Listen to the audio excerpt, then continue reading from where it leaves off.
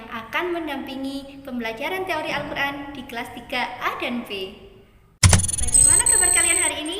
Semoga kita semua dalam keadaan sehat walafiat.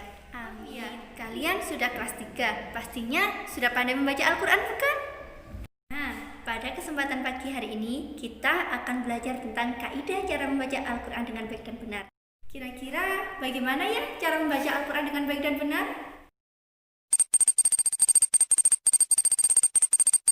Yuk kita simak video berikut ini. Hukum nun sukun dan tanwin. Sebelum kita belajar tentang hukum nun sukun dan tanwin, kita harus paham terlebih dahulu apa itu nun sukun dan apa itu tanwin. Jadi, pengertian nun sukun yaitu apabila ada huruf nun memiliki harokat sukun. Harokat sukun itu bentuknya seperti lingkaran kecil yang letaknya di atas huruf tersebut. Bentuk nun sukun dapat kita lihat di sini, yaitu ada huruf nun berharokat sukun.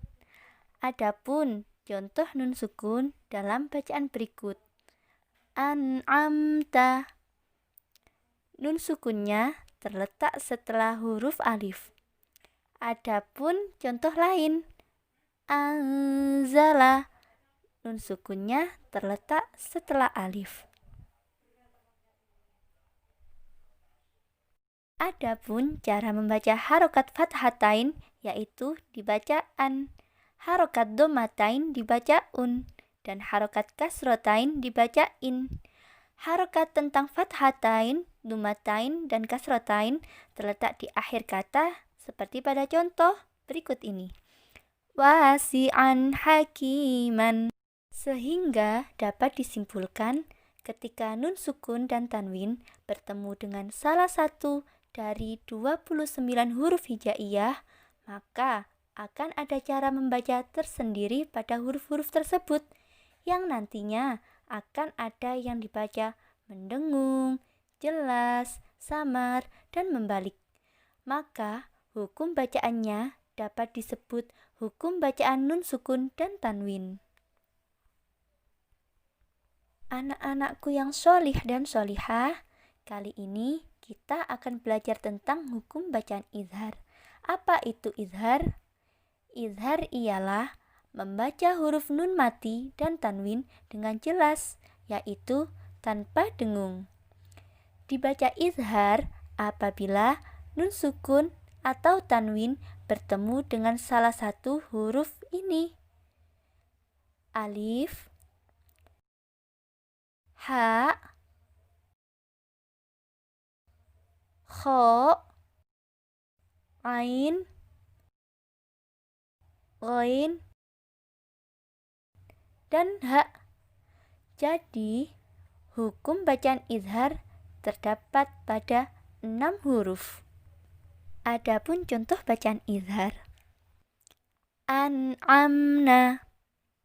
An'amna. Dibaca izhar karena ada nun sukun bertemu dengan huruf ain. Adapun contoh berikutnya. Al-anharu. Al-anharu. Dibaca izhar karena ada nun sukun bertemu dengan huruf ha. Dan contoh yang terakhir yaitu ajrun ghairu. Ajrun ghairu.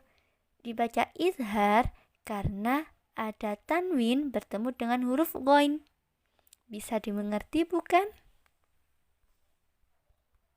Nah, anak-anakku yang sholih dan sholihah, setelah menyimak video tadi, yuk kita bersama-sama melatih kemampuan kita mengenal hukum nun sukun dan tanwin, yakni tentang izhar halqi.